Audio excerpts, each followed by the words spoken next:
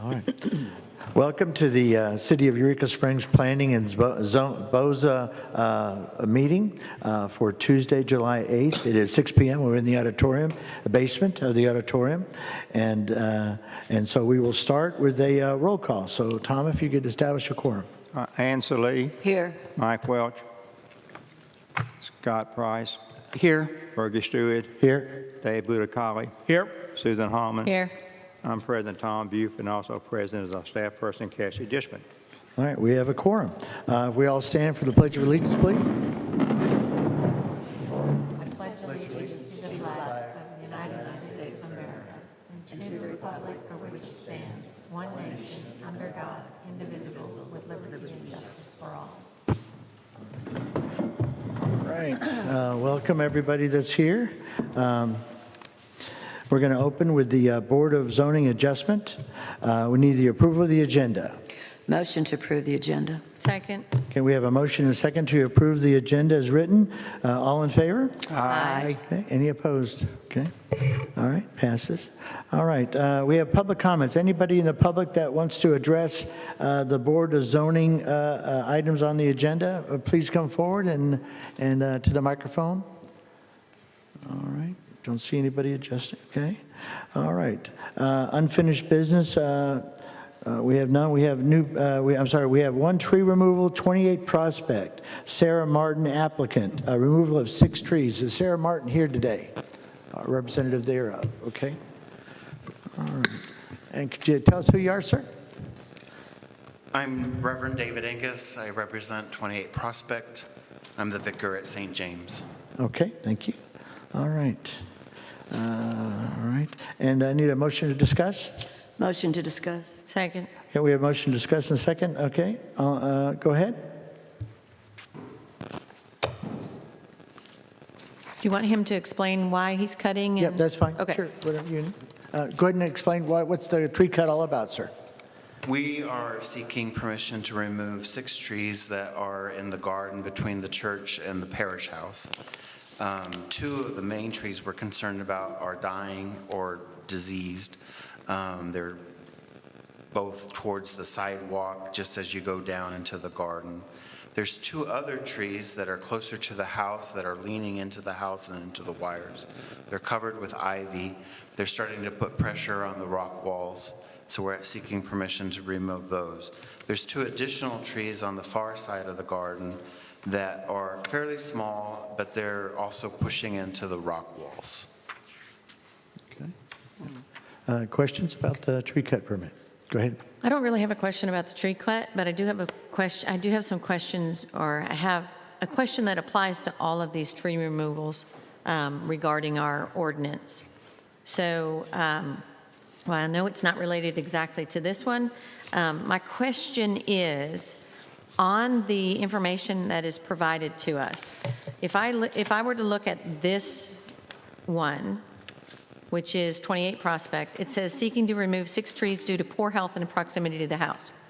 If I look at the application, it says total number of trees to be removed with base diameter of 4 inches or more, 6.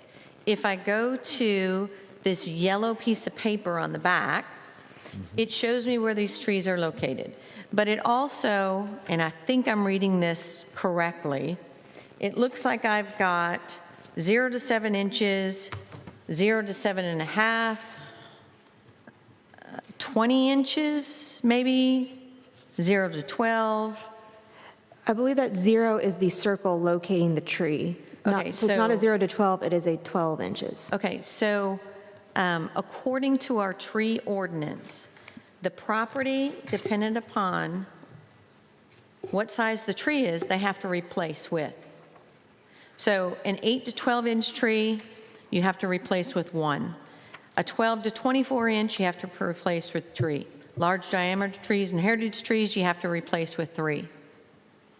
And we aren't addressing this when, I know we've done it a few times, but we're not addressing it. And in addition to that, there is an in lieu fee, which if that site cannot accommodate that many trees, there is an in lieu fee that is supposed to be paid. Now, currently, the in lieu fee is $500 per tree, according to the tree ordinance. So what I would like to see, and I don't think anybody has any problems with these trees coming down, but if we're going to have an ordinance that says this is what you need to do, then we need to follow it. What I would like to see on these applications is the exact size of the tree and how many trees have to replace it, so that we aren't trying to figure out, is this a 20-inch tree, is this a 12-inch tree, is this a 7.5-inch tree? Although I know on one of these other applications, it states inches a little better than this one does, but then we can calculate how many trees are supposed to be replaced, and/or does it fall into the in lieu fee because the lot is not big enough. So we've got 6 trees here. We've got one that is on our list for 18 trees. I just think that we need to get better at following our ordinance so that we're correctly doing it. But I think that updating our form so that that information is clear will help us, or will assist us in that process. Okay. So that's what I have to say on that. Okay. So I don't know if at this time, I mean, I don't want to push and push and push, but this isn't telling me how big these trees are, clearly. Susan, a clarification. I'm sorry. Go ahead. Yeah, go ahead. In the past, has this in lieu fee been applied? Well, what I'm saying is we have an ordinance that says it should be. Yeah. In the past, we didn't have the same tree ordinance. So if you're looking back 3 years or 2 years, it probably wasn't in there. Or if it was in there, I don't know. I have no idea. I'm just saying, as a planning commission, our job is to follow the ordinances that are on the books. And right now, we're not doing that. Okay. So, Tom, any comments on the fee as far as the replacement fee? Well, I guess the only comment I've got, we drafted the tree ordinance right before the pandemic hit, and we held off on sending it to the city council until we could have meetings like this without staying the big stage where people couldn't participate. And we had about 6 workshops over about a year and a half time to get the tree ordinance passed. And we got it passed. And then about a month ago, we turned the tree down, and at a city council meeting, the next meeting, they said, well, all tree cuts now, if they're disapproved by those of planning, they go to city council. So it doesn't really matter what we do here, because somebody's going to complain. Yeah. Oh, yeah. And they're elected officials, so they're going to approve it. So, the tree ordinance, in my opinion, is really dead right now. Okay. That's my opinion. Okay. So, yes, David? Oh, I'm sorry. Ann, I'm sorry. So I've recently come into some information that I was totally unaware of when we did the tree ordinance. We are a tree city. That only applies to trees on public property. That does not apply to the trees on private property. And I'm a little concerned that, we have these applications and people say, yes, we're a tree city. The trees on my property, your property, are not part of Tree City. And the ironic thing is, the trees on public property, we have no control over. That all goes to Public Works and code enforcement. So I think we need to be very careful and maybe take another look at this, because the Tree City ordinance does talk about replacement trees. And I'm just not sure how far we can take that with private property. I'm a little concerned about that. I'm sorry, I missed the point. So you're not sure how far we can take the... You're telling people they have to plant trees back on their private property. Okay, the replacement. Yeah, the replacement. Was it a matter of ordinance or not? it is a matter of It is, ordinance but now. I think I was under the impression that the definition of a tree city is my yard and your yard and everybody else's, when it is not. It is only trees on public property. I've sent that to Cassie so she can send it to everybody. And I just felt that I had to say that, so that we don't get misguided on this. So that's all I have to say. Well, one of two things have to happen. Either A, the citizen, the applicant, is informed of these replacement rules based on the ordinances on the books, or B, we tackle the job of suggesting a modification of the ordinance. I know. Yeah. I'm not suggesting either one. I'm just bringing this because, in my opinion, the ordinance was written based on the fact that we all are part of this tree city. So that's just out there. But it doesn't state that in the ordinance. No. So as the ordinance stands right now, it's trees as a whole for the city. Okay. So, and that's why I brought up the conversation I did on we're not even saying you have to replace this many trees. I mean, we've got a reserve fund, we've got a tree city fund, and I'll ask about those a little bit later as far as getting what those balances are, because they should be a line item on the city's budget, and we should know what is currently in there. Because according to planning, or according to the ordinance, planning has the ability to waive application or fees to somebody if they're in need. But that money comes out of a fund that is supposed to be established from the, it's called the Tree Removal Assistance Fund. $10 of the $40 that goes for the fee to cut a tree down is supposed to go there. But we're supposed to grant them the ability to use those funds here at this table when somebody brings a tree to us. We don't even know what that account number is. We don't even know what the balance is. So there's some things that we do need to find out. May I address a couple of things? Yeah, go ahead. Number one, as far as what was just mentioned, that we can get those numbers. We are putting money into an account for that. I did bring up internally a few months ago that we have no guidelines on how somebody can apply for those funds, what are the parameters. I asked internally because I wanted a suggestion from someone more knowledgeable with finances and city finances than I am to present a recommendation to me that I could then present to you all. I have not gotten that yet. As far as the tree, the tree replacement, I cannot recall who said this to me. I was advised that tree replacement was per this board's essentially decision. It was not required for every tree or for every application. That's what I was advised. I could be wrong. I do know that the tree replacement is not listed in the tree application section as, by the way, you're required to replace these trees. So I was advised that it was in more of an optional or by discretion thing, which is why it has not been advised to be included. That could be wrong. I could have been given bad advice, but that's sort of where we stand now. Okay. Right. Currently, it says tree replacement requirements. To me, that means you're required to do this.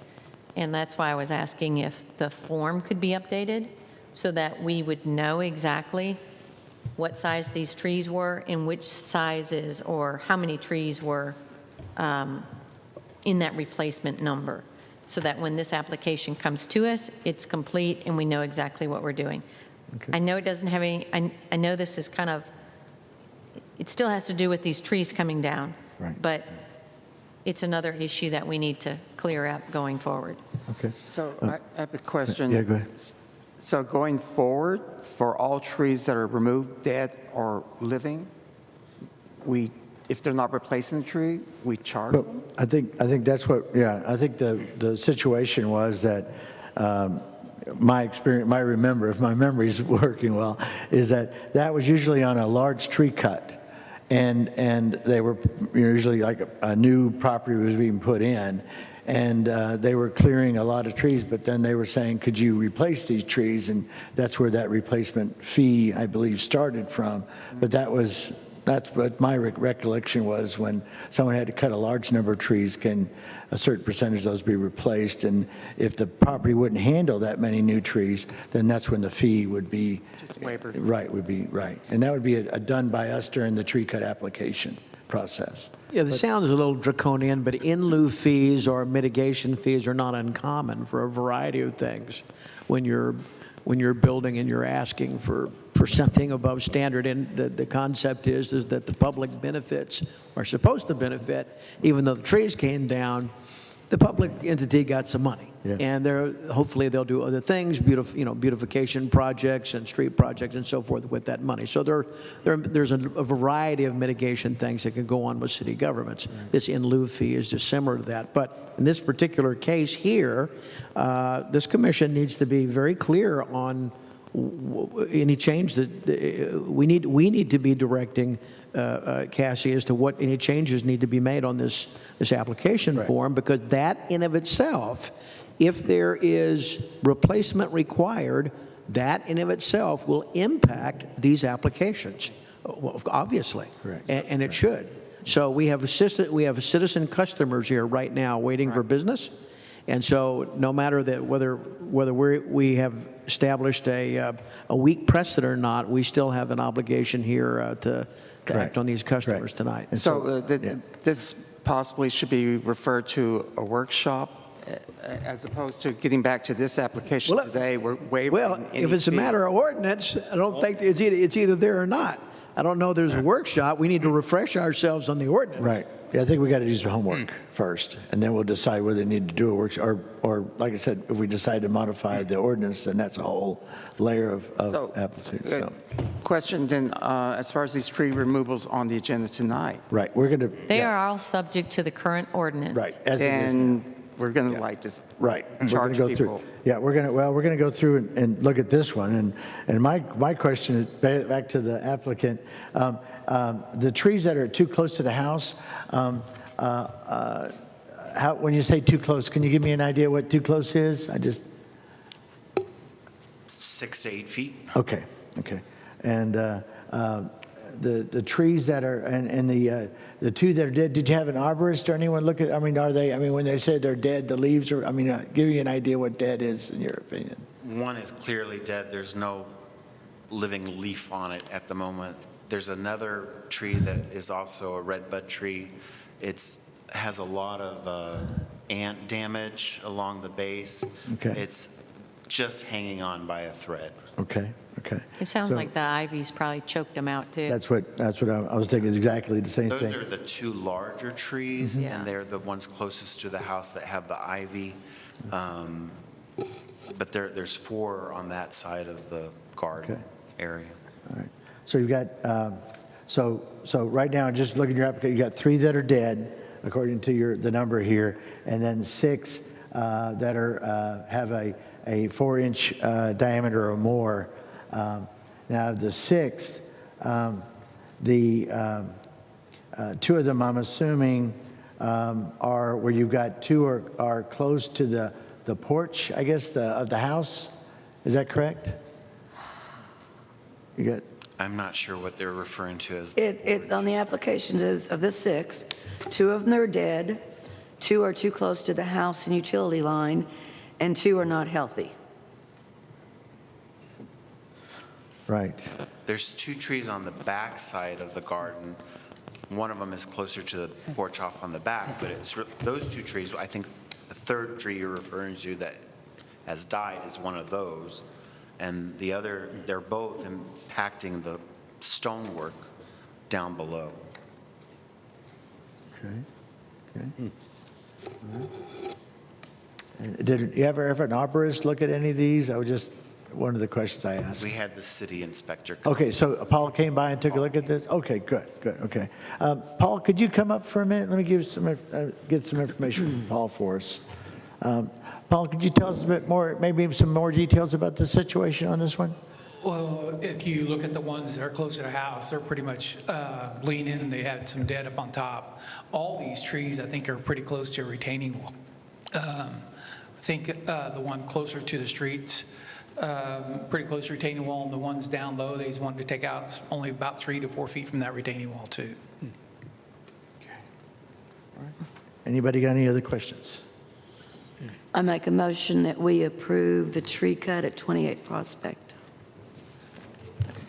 Do I have a second? I second that motion. Okay. All right, we have a motion and a second to approve the tree cut request at 28 Prospect Avenue for I guess we're looking at 6 trees, correct? 6 trees, okay. All in favor? Aye. Aye. Any opposed? Abstain. Okay, we have, David, did you vote? Aye. Okay, aye, okay. So we have 4 in favor and 1 abstention, okay? All right, congratulations. All right. Okay, we'll see that later. All right, all right. And then we have new business, and we have a new tree removal request, 10 Charles Circle, Sarah Leahy, owner, removal of 18 trees. Is anybody on that property here today? Okay. All right, need a motion to discuss? Motion to postpone till they can be Okay. here. All right, do we have a second? I would make a motion that we postpone until they can attend.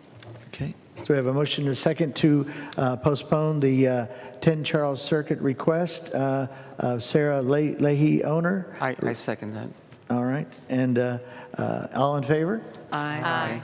Any opposed? Okay, good. Okay, we're going to table that one, next meeting. All right, next we've got 105 Judah Street, Phil Bullock, owner, removal of 1 tree. Is anybody, okay, we have 1, all right. Come on up, sir. Motion to discuss. Motion to Second. discuss? Second, okay. All right, sir, could you tell us your application and why the request? Well, the tree is on an embankment and hangs over an access road leading to the property, plus it has large tree roots growing up under the foundation of the building. All right, good. All right, any questions to the applicant? Okay. Can I get a motion? Motion to approve the tree cut at 105 Judah. Second. All right, we have a motion to approve the tree cut at 105 Judah Street. Phil Bullock, owner, removal of 1 tree. All in favor? Aye. Any opposed? Abstain. 1 abstention, okay. All right, thank you, sir. Thank you. All right, next we've got a tree removal request, Fritz Street, parcel number 925-01141000, Gwen Bennett, applicant. All right, we've got her here. All right. Okay, oops, need a motion to discuss? Motion to discuss. Second. Okay, we motion to discuss in a second. Oh, you're a little popping up there. Can you tell us about your application? Yes, I'm preparing to sell some property that is on Fritz Street proper. As we use Fritz Street, it loops around to Vaughn Street. Fritz Street proper goes from Summit straight and continues straight down the hill. My tree cut request is at the top of that street, in the street. I want to cut the trees in the street so I can start to access that property. In the street. So this would be to clear for a development, correct? I have some lots that I'm the trustee for, and I'm preparing, I have them surveyed and I have them marked. But in order to get to those lots, this street needs to be opened. It's a very narrow spot at the end of Fritz. As we use it, it looks like the end. There's a garage and a power pole. Between that garage and power pole are 5 trees, and they're on Fritz Street itself. I want to cut those down. Our building inspector, Paul, has looked at them. Okay. And also, there is a letter in the file here from the Parks Department that asked for research status of Fritz Street from Summit Street to Hines Street. It appears that Fritz Street is an open street used to access for a few houses from Summit to Lot 17, Block 90, according to our green zone inventory. Fritz Street, Lot 17, Block 90 to Hines Street is an undeveloped street, more commonly known as a green zone. The fence that I saw across Fritz Street during my site visit should be removed. Preferably, this should be done by the property owners whose fence it is connected to. Please let me know if you have any further questions. Signed, Bruce Levine, Director. All right. I just have a question for Paul. Go ahead. Paul? Okay. So I know where the property is because it's real close to my house, and I walk back there all the time. So where the trees are going to go down, is it the, it's not the, if you're coming from Summit and walking towards the White House, you've gone past the blue houses that are the rentals. It's that one right on the end where the little garage is, and it dips, right? Correct. So which fence, is it the neighbors to the left? It's their fence that has to be? Correct. That's the fence that's in the way? Correct. Or is on Fritz Street? Correct. Oh, technically, right? Yes. Okay, so when the trees come down, is the city, so she has access, is the city responsible to fix that so that there's gravel and fill there so there's a road? You're responsible? No, no, we're not. And she's not, and this, I don't think you're going to get Public Works to do that. Yeah. She's mostly just wanting those trees down, so. She can say, here's where your road would Correct. be if She you can buy this property? That's correct. Okay. Okay. Any other questions? Yes, I have a question for Paul. Because I was looking at Google Earth, and Fritz Street makes sort of a big U Correct. around. So how many meters from Summit is that? Oh, it's got to be a couple 100 feet, Yeah, right? it's probably 200 feet from Summit. 200 feet, okay.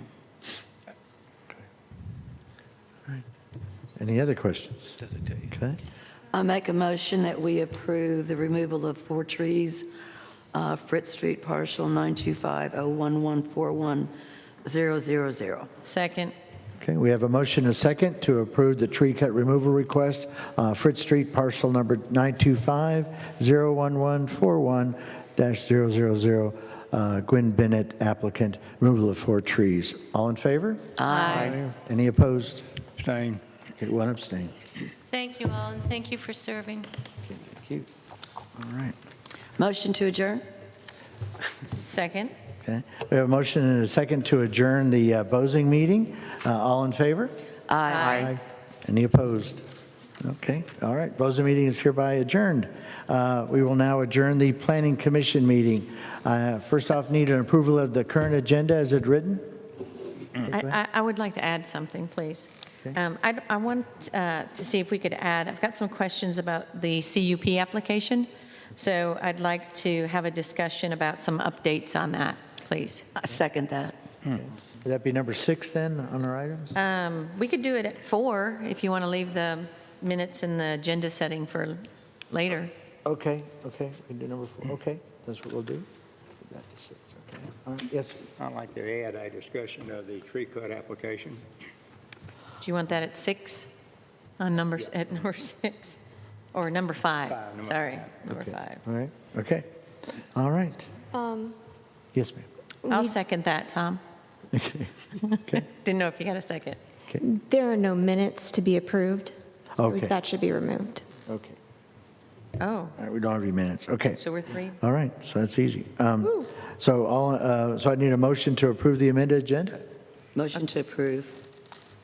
As amended. I'll As second. amended. Okay, second. Okay, so we have a motion and a second to approve the amended agenda. All in favor? Aye. Any opposed? Okay, good. All right.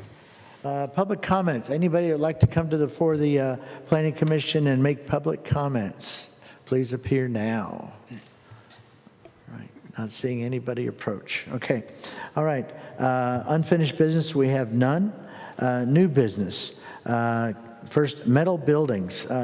Paul, this is your item, and Cassie, I think we've got an item here at the end of the, Hey, Tom, about metal do you buildings. need a copy of the tree ordinance? You got it? Okay.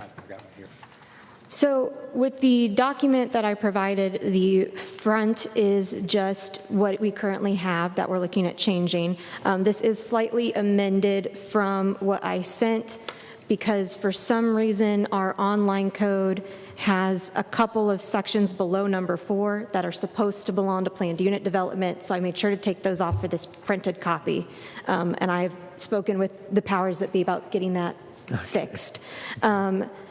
And then on the last page, this is just sort of general thoughts and recommendations that Paul and I have had, that the mayor has looked at as well. You're welcome to take them or leave them. This is, in my opinion, very preliminary, and so whatever debate you all think or discussion needs to happen, I am all ears for. Okay. All right. All right, so everybody look this over.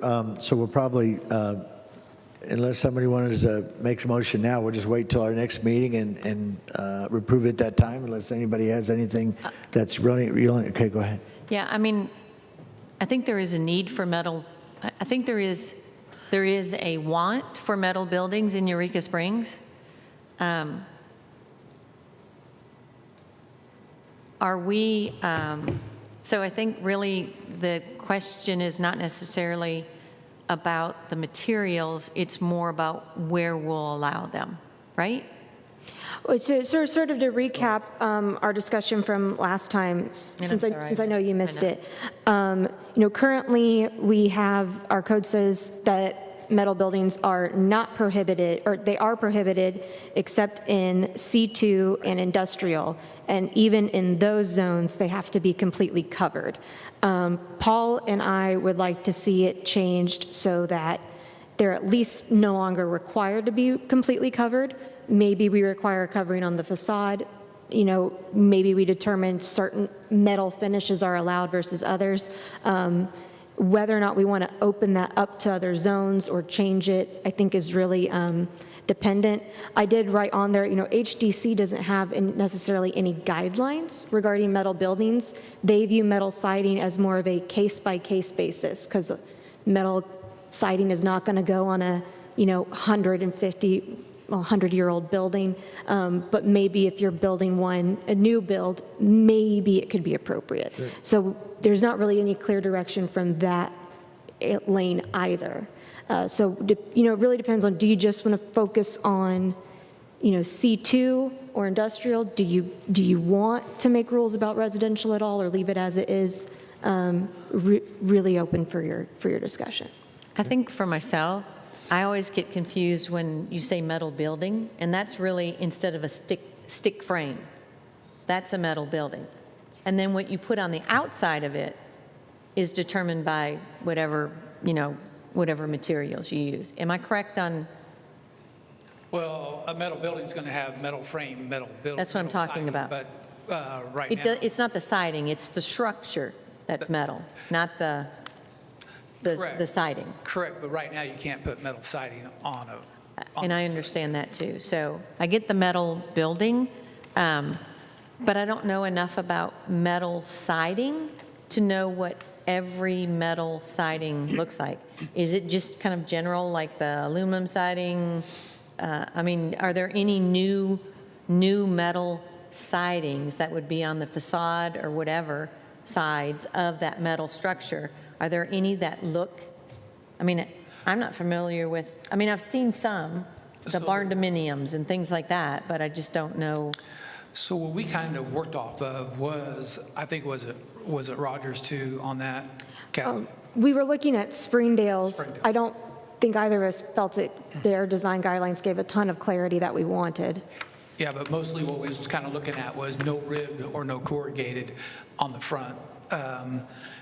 And that would be kind of include most of your metals. But there is some architectural metals that look good that would probably come approved. But all those are going to be approved during this process of the new construction. So that's kind of the reason why we wasn't getting too in tied detail. down on that stuff. Yeah, this reminds me a lot of the work we did to modify the sidewalk ordinance with different materials.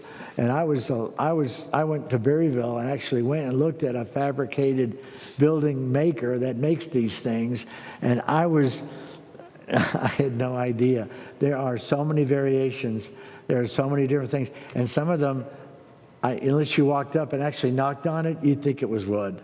It was amazing. So yeah, it's almost like the technology has really changed a lot, but the ordinances haven't been updated to reflect the new type technology. And I think to echo something I've heard David say before on other issues, I think it would be good to determine, here's what we absolutely don't want to see. Here's what we absolutely do want to see, any sort of exterior cover on the facade or something. And in between that, those two extremes, it will get approved as part of your new commercial construction as to whether this body thinks it's appropriate or not. Right, okay. Okay, so let me just ask you real quick. If I'm reading this correctly, it's C2 contemporary commercial zone or industrial zone. That's where they're allowed? Or that's where we're proposing they're allowed? That's where they're allowed currently if they are completely covered, which of course is not, if you drive around, they're not completely covered very often, but. Okay, and then the storage buildings would be in R2? R2, which that's also something that can be adjusted. Is there a reason why they wouldn't be allowed in R3? I don't have one to give you. I mean, I always thought that R3 was... Those little storage buildings? Yeah. Well, there's one in R1. I've seen them in R1. Yeah, I've seen R3 too. I've got one of Yeah, my I mean, neighbors. how do those get approved? Or maybe they didn't get approved. They just appeared. They just appeared. It appeared. Yes. Magic. Well, of course, there's always the issue with R1 where if it went to HTC and got approval, Right. it might be that no one then checked the metal That's building. exactly, I mean, yeah. even with our discussion here, the main reason it came to light is because Paul happened to check in answering someone's question and brought it to me. So I think it's very likely that stuff has been approved in R1, just going with, well, HDC approved it and no one looked at the zoning code. Right. Yeah, I have a question here. So agricultural zones are completely exempt? Should we state that in here? We have a discussion about agricultural, but as far as our code goes, Yeah. nobody ever talks about agricultural zones. So, yeah, that's a legitimate question, Exactly. is whether or Right. not it would be allowed out there or not. So that's why I asked about R3, because R3 is, at least in my opinion, it is much more lenient than R1. And we're looking at R3 non-historic for our fence. So it seems to me that if you're going to allow them in R, or if you're going to suggest that we could do them in R2, R3 should be in there as well for the sheds. Okay. Anybody else? So take these up, mark them up, and let's bring them back at the next meeting, and we'll. So did you want to have her throw in agriculture so you can at least remember it and do a little more research on it? Okay. Well, I'm just thinking, if you're out in the agricultural zone, do you need a facade? Well, so on my recommendations and considerations, I did put agricultural in with contemporary and industrial for allowing metal buildings, and I don't think, I said requirements should either be made for each zone individually, or we should make a requirement that will fit all zones, all three of those zones. However, we think it's best to divvy that up. It really depends on how broad or specific you want to get. I think metal buildings would be appropriate in an agricultural zone. Well, absolutely. The question is, where do those agricultural zones fall? And because we're talking about agricultural zones, are they subject or are they ripe for rezoning? And then in that case, Yes. would you say, okay, if we're going to rezone and now we've allowed metal buildings and then we're stuck with, okay, we've changed this to R2 and now, or R1 or whatever we want to change it to, if we get that far, now we've got this metal building in that zone. A good point, because, we don't want to eyesore in the future. Right, exactly. Yeah. So, if you just kind of think ahead that many more steps. Right. But Okay. Is that it? Anybody else? Anything else? Okay. All right, so we're going to move to tourist lodging. Ann? Yeah, there's still one tourist lodging we haven't got anything back on yet from the building inspector and fire marshal. The only thing we have left to do is the weekly rentals, and I'll be getting with Cassie on Monday about that. Okay, so you're saying that your tourist lodgings are all clear, as far as you know? All except for one. All except for one, okay. Okay. Excellent. Good news. Thank you, Ann. That's great. Number 3, agricultural zone. Here we go. We're just talking about agricultural zone. Anything new? I mean, I still say that we've got agricultural zones in Eureka Springs that are ripe for rezoning. Yeah, yeah. The question is, what kind of rezoning? Yeah. I mean, probably the majority of that land is already owned, and it would only affect it if it was sold. Right. So, Right. but we don't have that many. I mean, Well, I think, agriculture yeah. kind of just. And I I mean, think that's it's where a the great question- expansion for the city. Yeah, if I remember correctly, that's where the question came from. Somebody wanted Tiny to know homes and- if they could build an RV park, right? Right. And on an agricultural zone. And since it was prohibited, that's where that started. So, yeah, go ahead, Tom. Do we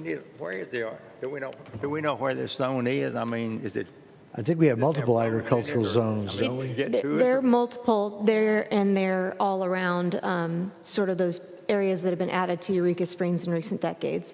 From my understanding, the way annexation has worked in the past is instead of annexing and designating a zone, as you may expect, they were just immediately zoned agricultural with the intention of rezoning later, and that has never been done.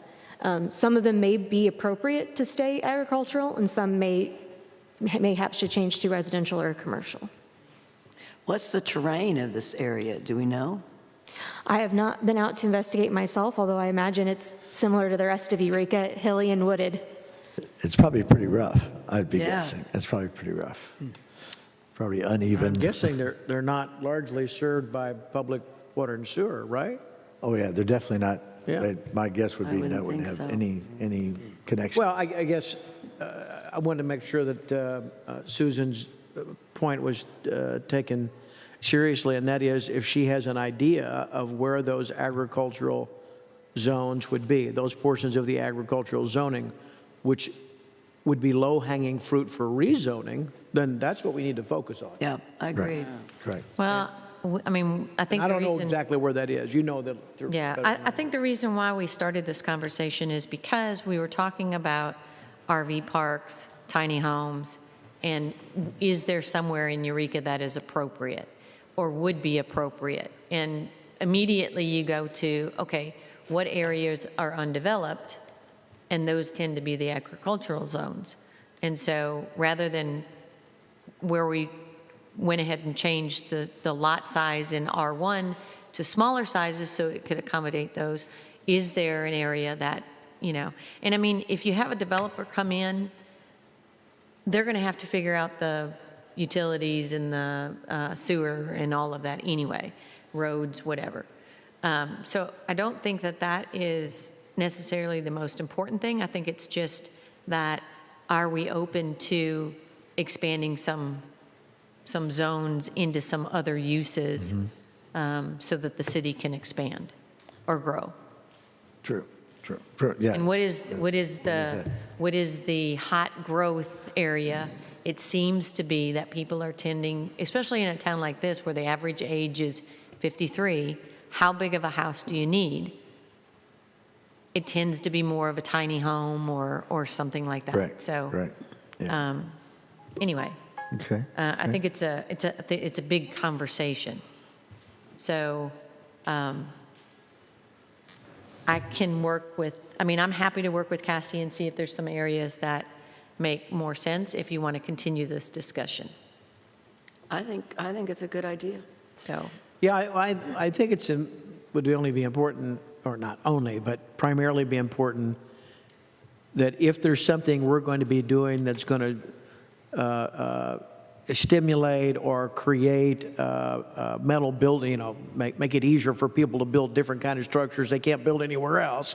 If we know that we're thinking about rezoning another area, and then that just happens to also be a popular area to build in, Yeah. and we allow some metal buildings because that's what the code allows. That is a rational discussion, I think, to have, so that, and if you're going to do that, then you need to earmark those areas soon. well, and then the other thing is, too, is, is the city in the mindset of growth, more taxes, or are they in the mindset of, no, we don't need the growth? True. You know, so it just depends. It depends on who you're talking to. So anyway, I can work with Cassie, maybe get some more information, suggestions and whatever, so. Yeah. So Cassie, the last time we talked, well, since we mentioned it a couple of times, the RV park stuff was the only one area was that where Wanderlust was? Was that correct? Because I do know of another RV park that's actually on I think it was a on the mobile east- home. Across from right to back. Well, right by Horseshoe Grill, right on the right side, it's a brand-new RV park that's just opened up. Did you But know about I that? thought it was No, zoned it's that originally. Huh? That was already well, Yeah, was it not already? brand new. Well, no, but I mean, I was just wondering, is there more Our than? RV parks are allowed in contemporary commercial. Yeah. There you go. That's the answer I wanted to hear. Okay. And I was thinking RV that had to be the reason. Okay. And RVs are not the same as mobile homes according to Arkansas statute. Okay, that was the. And we just have that one little area that's mobile home Right, park right. approved. Yeah. So. Okay, that's what I was thinking. Okay, so that was the difference. Okay, that was what I was wondering. Okay, all right. Does anybody else have anything on that one? All right. So the next one we got, I think, is the CUP Okay. application. So since this is just discussion, I have had a couple conversations with different residents here in Eureka Springs, and let me get my notes here because I want to make sure I do this correctly. There are some questions out there that I was asked about what does the city have on the books for sexually explicit businesses? And I couldn't find anything. So as my mind started working, I thought, okay, I'm going to look up public nudity, I'm going to look up sexually oriented businesses, I'm going to look up naked, I'm going to look up nude, I'm going to look up indecent exposure and see if there's anything in an ordinance. I couldn't find anything in Eureka Springs ordinances. So then my mind started working into, well, what happens if somebody buys the 500 Inn and they decide to turn it into a sexually oriented business or themed business? It's in a residential zone. Right. There's nothing on the books that says they can't do that. Maybe there's some code through the police or whatever that I don't know about that they're not able to do that. So then my mind said, what if they, in my parlor, buy a 95-inch TV and decide to show movies that are not appropriate for children, and they don't close the curtains? How do you regulate that? How do you control that? Yeah. Because it's in a residential zone. Granted, I mean, it could be in a commercial and whatever too. Right. I'm just thinking of residential zones because we had so many people that were concerned over short-term lodging in residential zones. They said, there are people coming and going that we don't know and whatever. Right. Well, this is kind of the next step. And so I thought, there's nothing that I could find in ordinance. Maybe you can help me find where that is, if there is such a thing. But then I thought, as we can suggest an ordinance to city council. We can do that. Of course we can. But we also have our applications. And what I found was on several towns, and I'll pass out some information to y'all because I didn't print out everything for everybody because I'm not paying $50 for paper. Susan, can I I got ask you a quick question? Sure. When the people were approaching you on this, was it about sexually oriented, sexual business or place of residence? It really seemed to be more of, is there anything on the books? We've got children that live in the neighborhood. Yeah, but if it's a residence, isn't that a police matter? Well, that's why I'm bringing this up. Yeah, I know we have one So- business that is a nudist colony business on Magnetic. I have And heard they've people got- talk about that too. Well, but that's outside of city limits. And they've got these, I don't know, big wall goes around it. Is that in the city limits or not? No, it's in the city limits. No, I believe it's It's not outside. Oh, it's City not, okay, limits. it's not, okay. Because I know there's a weird thing Well, on that street, so yeah, I okay, guess. so that was another discussion. Somebody had mentioned that to me, and I thought, what happens if the city annexes that area out there? True, true. Right? Yeah. So Let's see. those were kind of my questions, and I thought, Oh, is there three? There's three, okay. Well, most can cities- we update our Yeah. form? Yeah, most Because- cities have that, yeah. Because a lot of cities do have that. When you're applying for a CUP, it clearly says, is this a sexually explicit business? Or is this, whatever you want to call it. Right, And then there are others that say you can't have this type of business within 750 feet of a residential zone. You can put it here, and you can put it here, and you can put it here, but you can't do that in a residential zone. So my focus was more on residential zones because the individuals that that had mentioned it to me were younger people, and they had kids, and they wanted to make sure that their kids were. Well, there should be exclusion. They shouldn't be within like churches and. right, yeah, 1,000.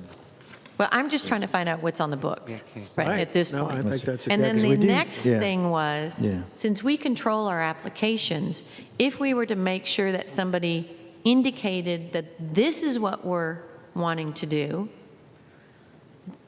that would be great, because right now we don't have that on our applications. And when we go to a public hearing and we notify these neighbors that, this tourist lodging is going to transfer, or we don't have any more being built at this point, but if my property transfers and they say, I want to transfer the license for 50 Joe Bed and Breakfast, and then that property owner that buys it comes in and they turn it into some sort of themed property, have we truthfully told the neighbors Right. what this business was really going to be?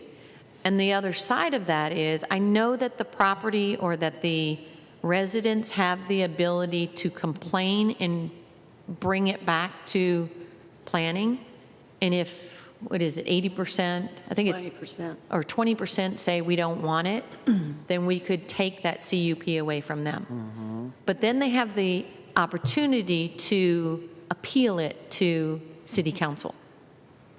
So all I'm saying is that I think we need to do what other cities are doing and make sure that we have information, at least on our application, that clearly states what this business is intending to do. And if they don't do it, then there obviously is a way for the residents to say, okay, this is not what you said in your application. Right. And now we've decided that we don't want this in our neighborhood. So, It's just a hypothetical, so somebody has a house and want to convert into a business, like a massage parlor? well, that would be under another category and under zoning, because we've got those type of things. Okay, I mean, some people consider that kind of can be adult theme. I mean, it could be, but Well, many municipalities have both. I mean, you have your occupancy permit, and then if you are operating a sexually oriented business, which the city council has defined, Yeah. right? And then you have to have a separate permit. And those permits are also very handy to law enforcement, who may more actively police that, whether or not that you have an occupancy permit for an art store and you're selling sandwiches. It's a little different. Yeah. Okay. Gotcha. Well, there are activities that go on in the State House that recently, matter of fact, Act 629 is one. And Act 629 prevents the sale of some hemp products within the state of Arkansas. Well, I've made inquiries, and July 2nd was now because it was suspended, it was given the state, somebody appealed it, or anyway, so the state, they did a stay on it for a year.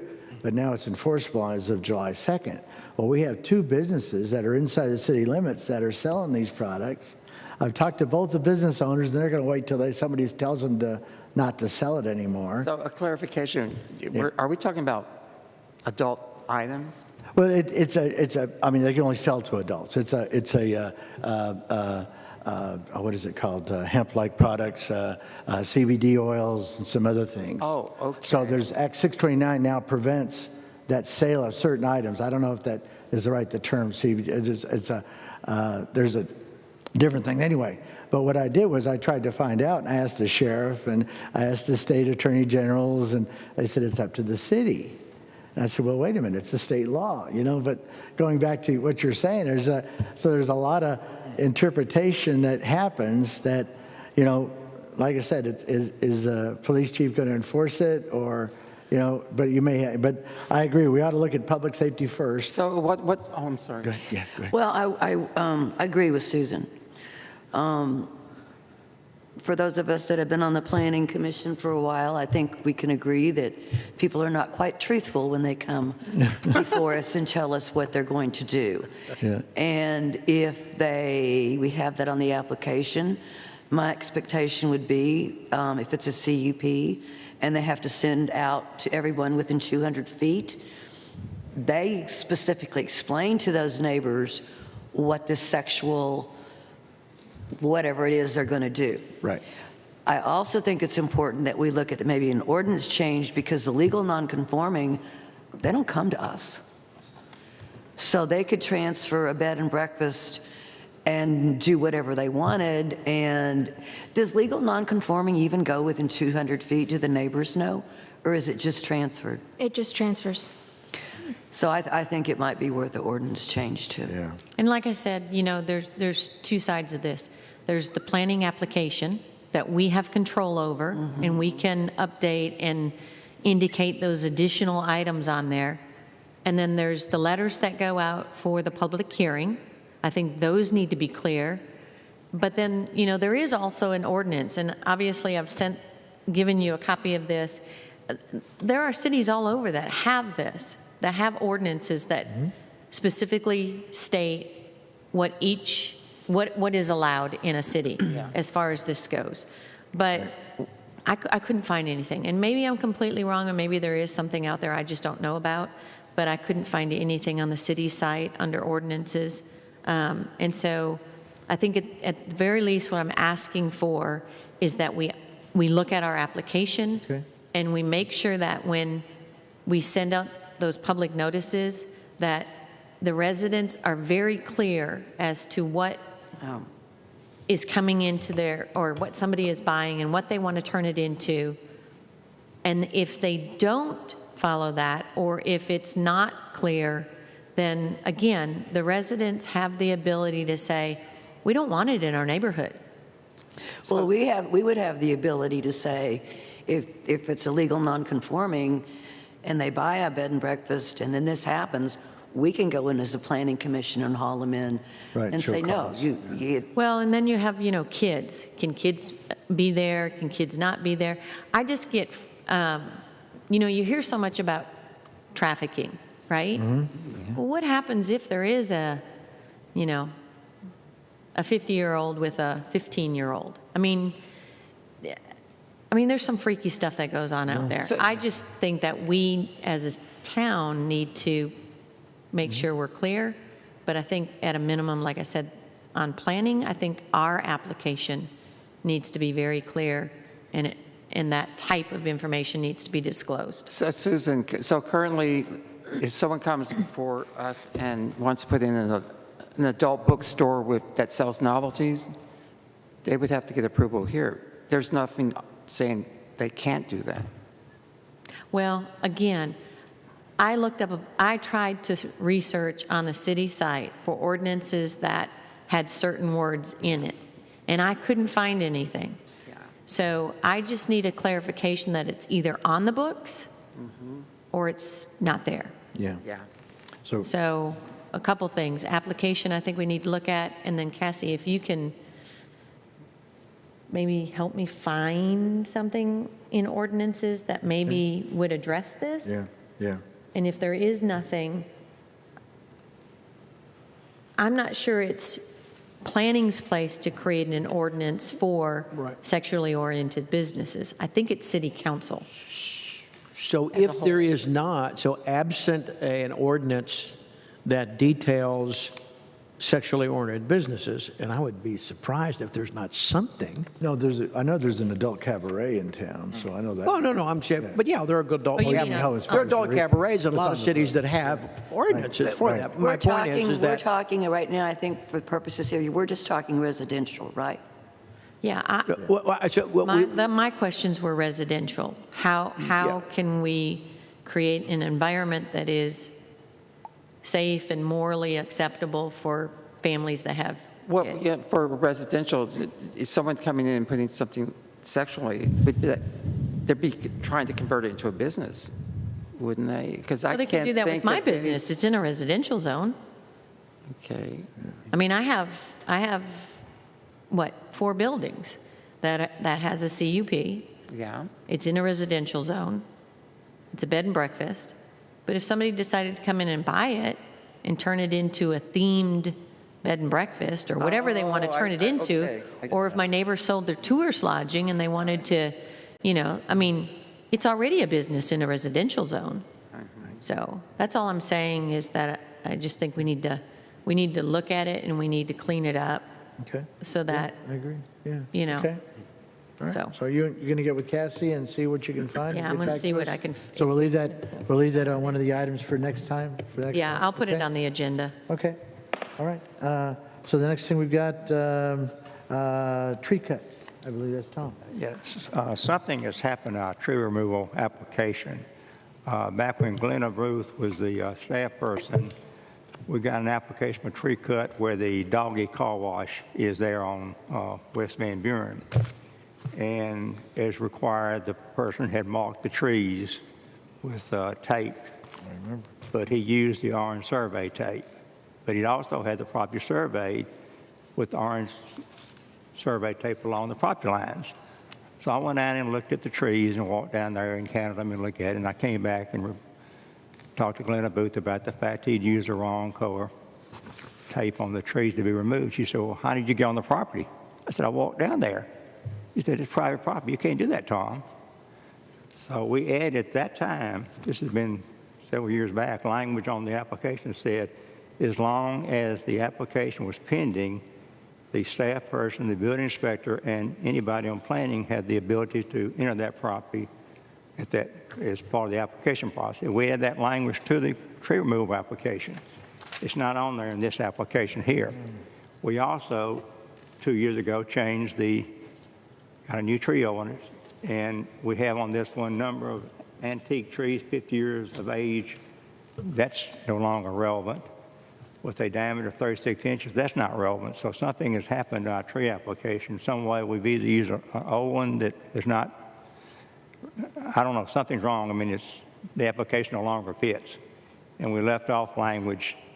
There is an application somewhere in the files that has the language about being able to enter the property or whatever. So we need to go back and check and see how we got out of sync on the applications. I agree. There was a place on there that they had to agree that the planning commission could come on the property and inspect the trees.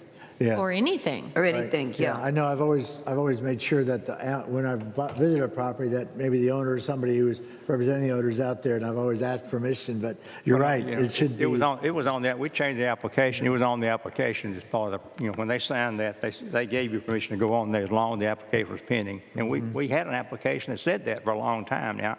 I don't know why we're using this application right now, which doesn't fit. If someone could provide me with either a copy of that old application or an address that I could look in the property file for. The application that is currently being used is the one I found when I started. I found that copy that we have, and I also found the old copy, which was appeal for trees, back when, trees were fully approved by the building inspector. And I was like, well, obviously appeal for trees isn't what we do, so I use tree cut. So if this application is wrong, and especially if there is an older version you preferred, I'd love to see that, because I didn't I didn't find it when I started in the office. I found my whole tree ordinance book that I kept. I'll look through it and see if I can Okay. find Yeah, it. Good. So- and just to state, it's not, at least from my end, not an intention to be using the wrong form or a misleading form. We've had, like I say, several building inspectors since then, so like I say, the form is out there somewhere. We just have to. Yeah, so Ann, you're going to get with maybe I'll go Cassie? look and see if I so can- We'll get that find it. verbiage. I So- like that. That is, because it makes, because I get a little nervous when I'm thinking, oh gosh, I'm going to get sued if I'm, but with that verbiage, that makes it a little bit more comfortable, Hey. especially if it's like a brand-new property, it's got to build and there's nobody there. I can walk out there without having to worry because there's an application process. So do you have a library or, and I only say this because I've been in that office before when you weren't there, and they open up a file and there's like papers and they just go make a new copy, and I'm like, don't you have this online? Like, don't you have this saved in a folder where you can, it's a PDF or a Word document where you can update it? Because we updated, I had to type up, but probably 2 years ago, several applications and send them. I have a digital copy of the tree cut application, and that is the copy that is the copy I initially printed. Is The it- copy I found was the one that I found online or Is not it online. editable? That I don't remember. Because a lot of them are PDFs. Yeah. And so it was probably 3 years ago when we were doing the ones for PUDs and Yeah. something like that. I had to go home, type them all up, and then send them so that they were, yeah. Yeah, you can edit PDFs. Sure you can. Yeah. You have to buy the PDF editor, though. Well, you Yeah, can, or you. or they're there, yeah. you know. But it's So I city. scan a lot of documents Yeah. at home, and I can change it as an image or whatever, and I can, or a Word document or whatever. Sure. I know the ones that are available on the city website are not editable. Right, right. Okay, Yeah. but somebody should have the edit, there should be a bank or a library somewhere on within the city so that if you're gone, the next person can find the editable copy. Well, I have access to some of my predecessors' files. It is finding what has been saved and where it has Right. been saved to that is the difficulty. Okay, yeah. And I don't have I access to know. all of my predecessors' files. I'm happy to assist, by the way. I have all kind of stuff. I mean, I can convert whatever PDF document you have and whatever format it is into a Word document.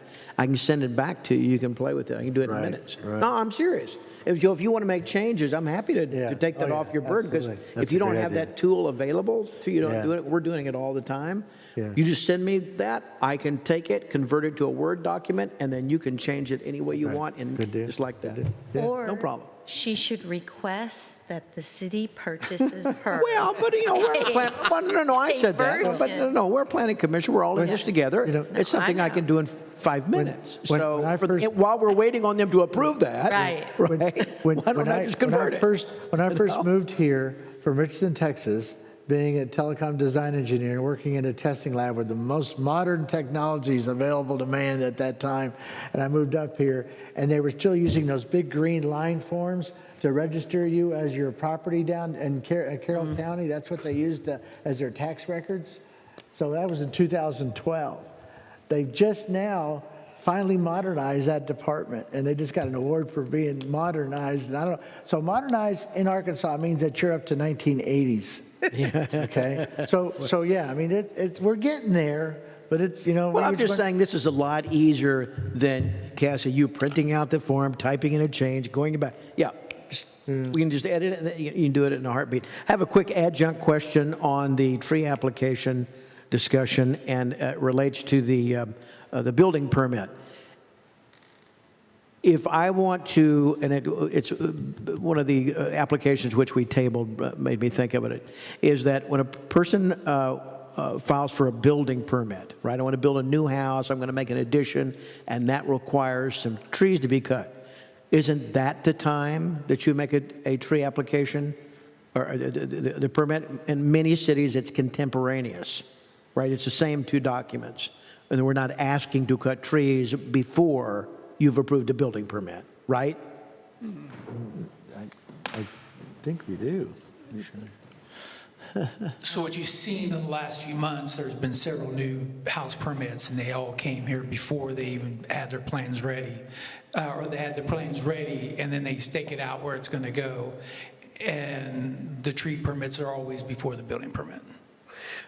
I get that, and in many ways, that's a practical thing to move things forward. I just can't say, it's not unusual, by the way, in many cities, particularly those who are known as Tree City, to not want trees removed unless there's a building permit. It holds a higher, I'm not suggesting any big change in the policy, but I'm just saying, it holds the builder and the homeowner or whomever to a higher standard. And because what if they just change their mind? What if they don't build it? What if? And there are many what ifs when you're building property. So just a thought, I didn't know whether that was policy here, but there are many, particularly historical areas that, yeah, we're giving you this building permit and this tree cut permit all at the same time. Yeah, somebody could get divorced and the Well, plans right. change. Well, that- and- We've had that. We've actually had people clear off for trees Yeah. and never build a house. So we've had that. Yeah, we got plenty on our plate, but it's just just a thing. When every time I say we're thinking about building this house, we're planning to build a house, have you filed the permit? At least that? You know what I mean? Yeah, that's a good idea. We'll probably can look into that. Yeah, because that's good. That's good. Okay, is that it? Anything else? Okay, so the last item is agenda setting for the next meeting, August 12th meeting. Oh, yeah. So we'll go, anybody got agenda setting items? Tom's tree application, Tom's, okay? Yeah. Yeah, the CUP application. okay, the CUP, right, got that. We've got, we still have metal buildings. Metal building, right? And are you going to Yeah, stay just on? leave tourist lodging on there till Okay, Kathy leave, and I get done we'll with leave that. tourist lodging, okay. We got agricultural zone. The agriculture, we'll leave that on there, okay? We're adding the fencing to our meeting because we should review the Right. draft. Yep, okay, We yep, have the tree removal that was postponed. right. one was it? Yeah, that's going to be, it'll be back to 10 zoning. Charles Circle. That'll fall back in the zoning. Cassie, do these people know they have to show up?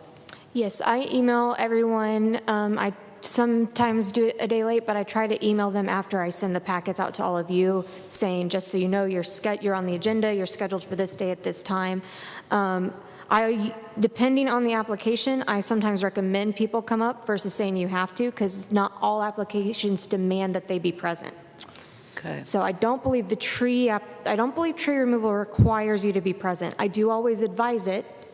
I think they tend to go better if people are here, especially in cases like where you may have questions and they're not here, and then I understand you not wanting to vote, and then I have to go tell them later, well, they have questions, please come. Okay. But I do always try to tell people when they're scheduled. Thank you. All right, Susan? I have a couple more things. Wind power, crypto, those were on our, Yeah, we kind of fell out of the way with I don't know if you've been paying attention to what's going on in the county. well, the wind, yes. Yeah. I have seen Didn't the quite a state bit of do that. something on the wind turbine or Is that something? what you're saying? Yeah, we were asked to look at wind in crypto mining. Right. The other thing that we were asked to look at was signs, Oh, that's right. but we never had any real Direction, guidance no. on that. So I want to put those back on there and give Okay, those sure. individuals the opportunity to. Okay, sure. And then the other was the area development plan. Okay, Because remember, we were on and then we were off. And then I got an email that said, well, maybe we should look at it again. all right. And then the other thing that I wanted to ask of Cassie, if you could get for us, it sounds like you've already started this process, was the balances on those tree funds and what their line item number was. So we've got the City Tree Reserve Fund. And then we had, there's another one. It's not it's not the reserve fund. What's the other one that allows planning to help them? Oh, tree removal assistance fund. That's it, tree removal assistance fund. Yep. Because it says recipients of this fund will be determined by the Board of Zoning Adjustment with their tree removal permit application. And then when we do the application, the tree application, can we also add how many trees need to be replaced was that some of the stuff that you wanted on it too? I kind of would like that on there. On the application itself? You know, one of the things that I struggle with is that, I don't know if this is true or not, that when Jacob was code enforcement, he found a study that was done maybe 2005 that the city paid a lot of money for. I've heard of that On our study. trees, and it got stuck in the bottom of a filing cabinet.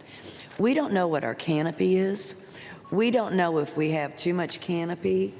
I think it would be really nice if the city could bring somebody in and either do another study, or let's get hold of this study that got put away and let's take a look at it. Yeah.